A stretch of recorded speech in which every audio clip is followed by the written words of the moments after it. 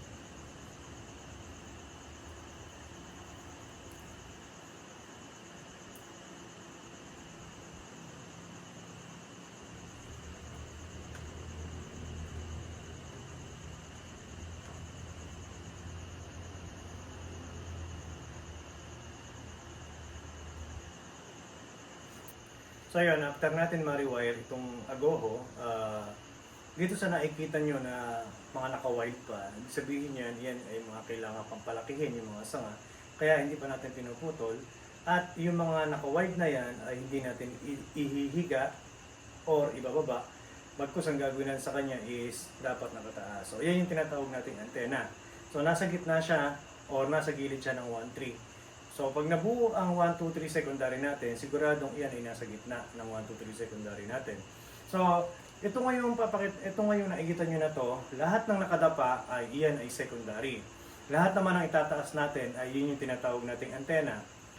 So kaya nakababa ang secondary, hindi natin siya tinataas, gawa ng pag itinaas natin siya nakagaya ng gagawin nating antena, yung secondary natin is magsisinlaki lahat yan. So, hindi dapat mangyari yun. Kailangan yung number 3 ang mas malaki and then 1 and 2 is 50% lang ng number 3 secondary natin. Hindi dapat magsabay-sabay ng laki yan. So, ganun din kapag gumawa na tayo ng tertiary, yung number 3 natin na tertiary is mas malaki compare doon sa 1 and 2 tertiary. So, ayan, nakita nyo, mga nakahiga, di ba? Ayan, so, mga nakahiga lahat ng ating secondary 1-3. So yung iba naman na malalaki, yan yung antena natin. So i-layout ko na to mga idol para matapos na itong puno na to at anong oras na din naman anong oras na din naman na kaya kinakailangan matapos na. So, kailangan kasi natin gawin ito ngayon para panibagong trabaho na bukas. So, ito yun, antena. So, ito ngayon, kailangan natin to. Ito yung continue ng trunk, then cut back. So, ito yung sinasabi ko, secondary. Katiga.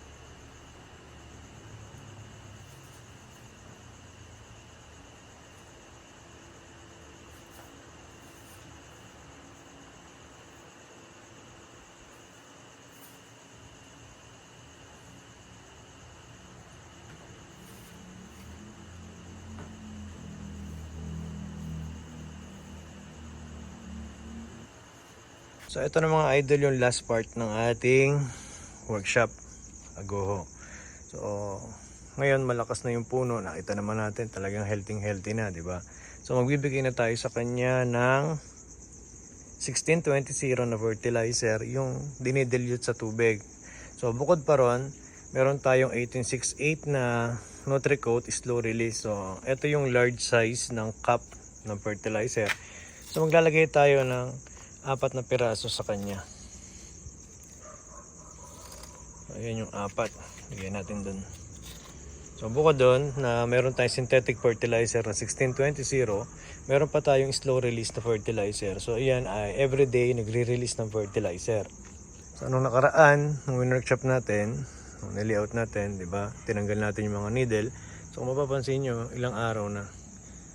Ayan, humahaba na uli. Ayan, naghahaba na. So nung nakaraan wala yan. Kasi ilang araw na tong workshop natin. So paputol-putol yung video kasi sa tuwing gabi lang ako nag-i-edit ng ating video, gawa ng syempre meron tayong ginagawa na kinakailangan nating unahin at hindi pwedeng hindi tayo nagsiservice, wala tayong pambabayad sa tubig, kuryente, na dapat yun muna yung kailangan natin unahin. So yun mga idol, natapos na natin ang part 1, part 2, part 3 and then ito na yung last.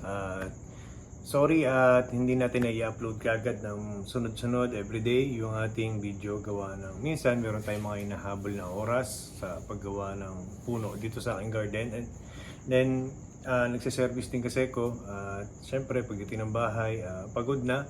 So ang kasarapan lang pag nakapahinga ko nakakagawa pa ako ng konti, and then pag nakahiga ako sa aking kwarto doon lang ako nakapag edit ng ating video na i-upload dito sa YouTube channel. Anyway, sana meron kayo napupulot na konting tip dito sa ating pagbobonsai. At sana manalangin kong matuto kayong lahat at kung ano man yung naibabahagi ko ay sana ibahagi nyo din sa iba kung sakaling matutunan nyo kung ano man yung ginagawa ko. At yun lang mga idol, maraming salamat sa inyong suporta at pag-share ng aking video. At yun lang mga idol, yun.